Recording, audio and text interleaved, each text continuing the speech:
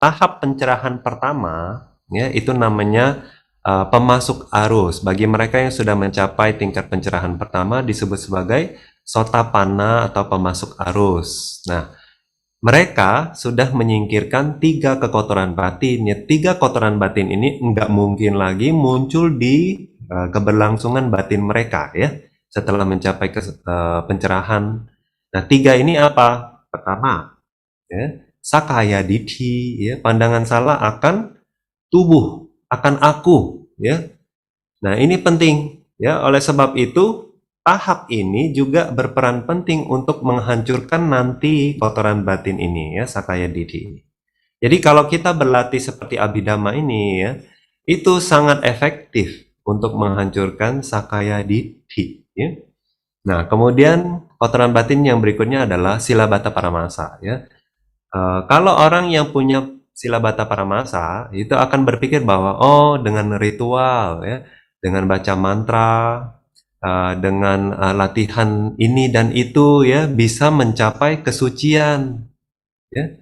Nah, pandangan akan itu nggak akan muncul lagi di batin seorang Sotapanna, karena dia tahu, ya, Sotapanna tahu latihan untuk menghancurkan kotoran batin untuk menjadi suci itu hanya satu, yaitu adalah jalan mulia berunsur 8, ya.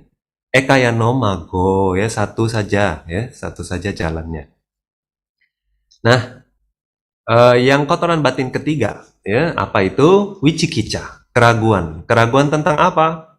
Tentang 3 latihan tadi, ya. Sila samadhipannya, ya, bahwa sila samadhipannya bisa mengikis dan melenyapkan kotoran batin. Ya, keraguan itu tidak ada lagi. Karena apa? Ya, dia sudah lalui itu dan membuahkan hasilnya realisasian nibbana. Oleh sebab itu, dia tahu kotoran batin memang harus dihancurkan dengan 3 latihan ini, ya, sila samadhipannya. Jadi dia nggak ada keraguan akan itu.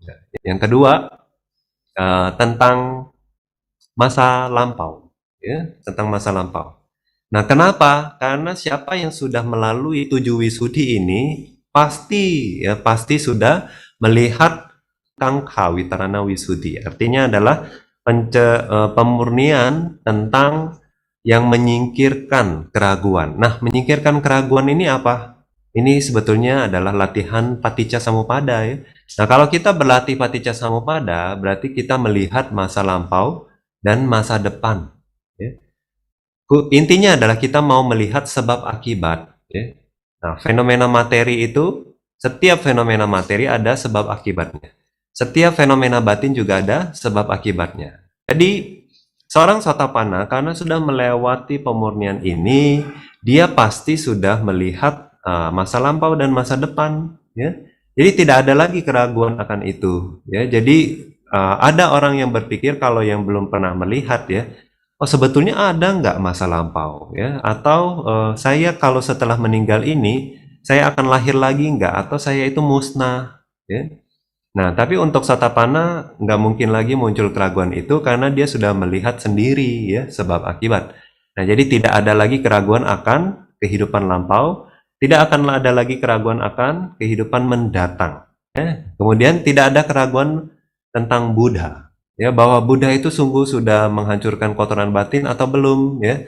Nah, itu nggak ada lagi karena diri sendiri sudah, meskipun belum sempurna, tapi sudah menjalani dan tahu, oh, kalau saya lanjutkan perjalanan ini, ya, saya akan menghancurkan kotoran batin secara total, ya.